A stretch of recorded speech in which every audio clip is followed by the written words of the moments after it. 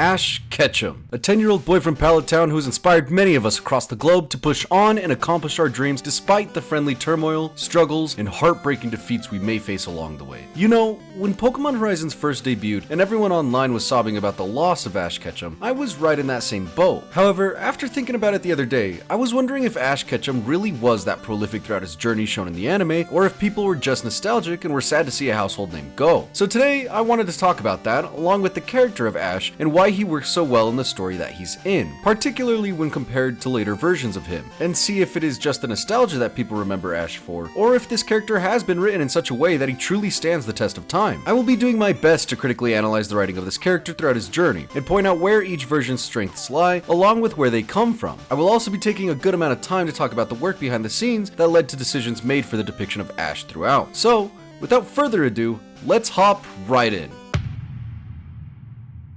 Okay. So, in order to fully understand the difference between Ash and the new startups, we need to somewhat comprehend Satoshi Tajiri, the man who started it all, and his team. Satoshi Tajiri was only 17 when he first began creating Game Freak magazine, a fan magazine that would cover all the latest tips and tricks for a lot of the games found within the arcades of Machida, Tokyo. This magazine would cover things like how to get the high score for games like Gapless, bugs that existed in games like Donkey Kong, and instructions on how to draw Cuber. Satoshi, along with the help of now renowned artist Ken Sugimori, would release these magazines for about 5 years until the dynamic duo eventually tried their own hand at making video games, starting with Mandel Palace, a game that I have covered in this video about the evolution of Pokemon's music that you can check out here if you'd like. Anyway, I'm not trying to cover the whole story, so after these guys released their first game and introduced the world to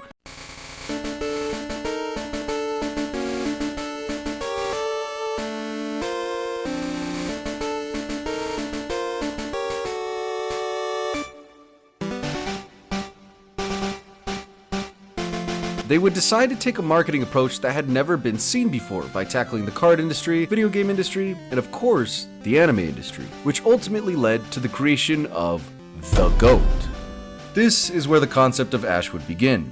Named Satoshi in Japanese after the man himself, and designed by Atsuko Nishida. For some context, Nishida is a graphics designer that joined Game Freak way back in 1994, helping work on Pulse Man, one of Game Freak's earliest titles, and eventually helping design characters for their now most successful title, Pokémon. Nishida has been credited as being most helpful in the cuteness department, with Eevee specifically being stated as an example of Nishida's knack for cuteness in an interview at 2018's Eevee Plus Cafe exhibition. She is also responsible for designing the 3 Kanto starters, along with a slew of others, as well as both members of the anime's iconic duo, Ash and Pikachu. When designing Ash, Nishida specifically stated that she was going for a, quote, young adventurer sort of vibe, specifically giving Ash iconic elements such as his fingerless gloves or his hat. And while Sugimori may have been the one to finalize Ash's design, Nishida has ultimately been credited for setting those foundations that have seemingly stood the test of time. Later, writer Takeshi Shudo would be brought on board for the production of the Pokemon anime, putting Shudo directly in the helm of the series and its messaging. In its entirety, Shudo really wouldn't directly write the scripts, scenes, and yada yada for Pokemon all that much. However, he would be responsible for the first 7 episodes as well as the first 2 Pokemon movies. And since he's the guy who is responsible for, again, the first 7 episodes, I do think it's important to take a look at what Shudo had envisioned Ash to be like and what he wanted to say with his story. For the early days of Pokemon, the goal was a true coming-of-age story that would consistently explore profound topics like self-existence. Shudo wanted to show a young boy adventuring out into the world with ambition to do what had been thought impossible by those around him, only to ultimately fail, but gain some critical perspective from. Or, according to some sources, by the end, Ash would wake up as an old man with everything being a dream of childhood, which already on paper sounds fire as fuck, more so the perspective thing, but that's not the point. The point is Ash's story was meant to be a journey that would impact him as a character, and change his worldview for assumedly the better with a clear ending. Ash would ideally start out stubborn, arrogant, and impatient, but by the end of the series would be self-aware, stubborn,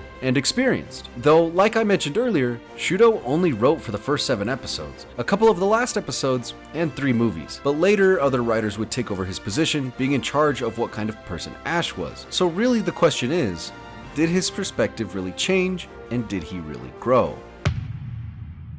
As I autistically rambled about in the first bit, Ash was intended to be stubborn, arrogant, and impatient at the start of his story, and then by the end of Indigo League, and more specifically episode 244 of Pokemon, also known as episode 35 of Pokemon Master Quest, he was pretty much the same. I point out this specific episode because this is where Shudo stopped working as the head writer for the Pokemon anime. Shudo had by this point deemed the anime too formulaic and boring for him to continue working on it. And so, as far as the development that was originally planned by Shudo had gone, not much of it was actually realized. Funnily enough, this final Shudo episode, episode 35 of Master Quest, is actually all about self-awareness, existence, and enlightenment. Though within this episode, we still see Ash being jealous, stubborn, and arrogant. Despite having been through the events of the Mewtwo movie, which should be unquestionably developing for his character, and having lost the Indigo League, both of which seem to be breaking points for Ash's character that, after resolved, should have pointed him in a new direction, Ash still seemed to be the same impatient child that he had been since day one. And unfortunately, due to the sheer success of the Pokemon anime, it seemed impossible for Shudo or anyone on the writing staff to make lasting changes to the way Ash interacted with his world, since it's been the main driving force for the show that has gotten so many people hooked. Because of this, Ash sort of stayed in this immature and honestly somewhat unlikable way for a while, being snarky, arrogant, and again, impatient.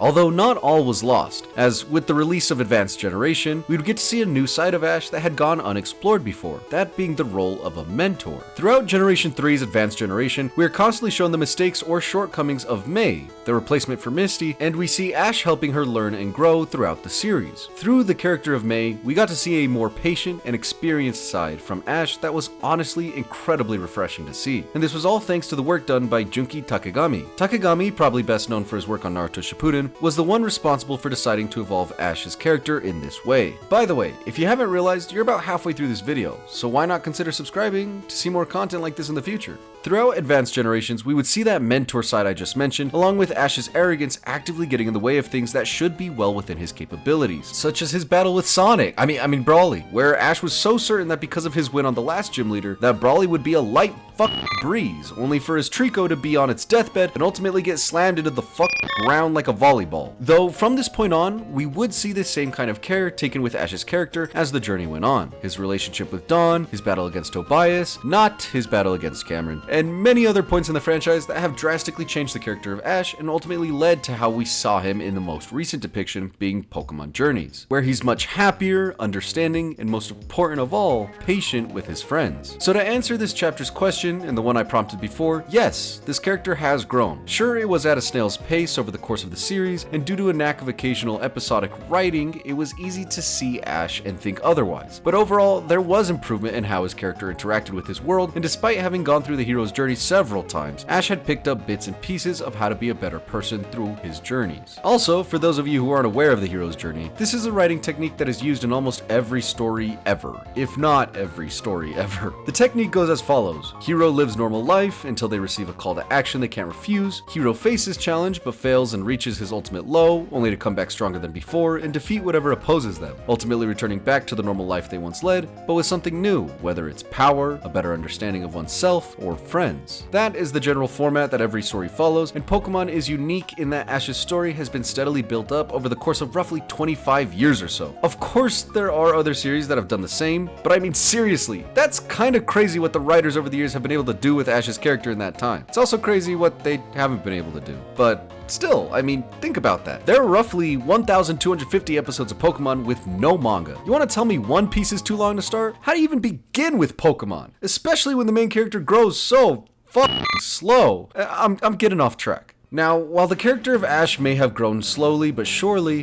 what was the legacy he ultimately left behind? In other words, why did grown-ass men on the internet cry when this boy's story finally came to a close? Well, while it may be obvious and you could probably predict it, I believe it's because this character's story and the overall plot of Pokemon teaches one many things about life that you could never learn until you experience it firsthand. I believe the adventure we follow alongside Ash has many lessons within it that are incredibly relatable and surprisingly human. Yes, you heard me right. 700 subscriber Nobody Zenrold thinks a show about colorful creatures with stupid names and a 10-year-old boy has incredibly human moments that you could learn from. And I'm not just talking about the obvious lessons like be nice to animals or be a good friend or whatever else. I'm talking about more subtle ideas that the anime shares with you, whether it's intentional or not, such as the idea of people coming and going from one's life. Throughout Pokemon, what is one of the most common tropes the show harps on with every generation? New friends to accompany Ash, a new professor to get all his info from, and new partner Pokemon. And while that may primarily be a decision for the sake of keeping things fresh and interesting for returning viewers so they can make more money, I believe the trope lends itself to being interpreted as the concept of, as you go along this journey victory in life, there are going to be some incredible people who join your side. However, it's not uncommon for those same people to pursue goals of their own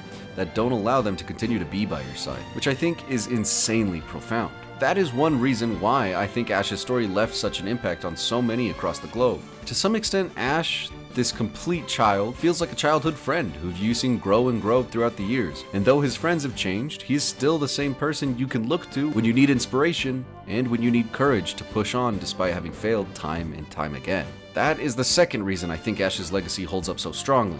It's easy to look on paper or hear about a story that just has the main character doing the same song and dance until it's time for him to lose the ultimate challenge again and again and again. But despite that, he keeps trying, and that's really inspirational to me. That's also why I think Ash is the perfect character for a series like Pokémon. If he was just some shell for the viewer to insert themselves into, kinda like Yugi, or a complete flat art character like Luffy or Goku, then I don't think Pokémon would have lasted as long as it did, at least not the anime. In conclusion, despite Shudo not being around to see Pokémon through to the end, I think the seeds he planted during the beginning of this epic tale eventually bloomed into a story that does have something to take away from it, with a main character that conveys those messages perfectly. That is all from me, but feel free to take a look at other Pokémon discussions I've had on this channel, and leave a like if you enjoyed this one. Thank you so much for watching to the end if you did, and please consider subscribing. With all that being said, my name is Zenrold, and I will catch you guys later. Peace.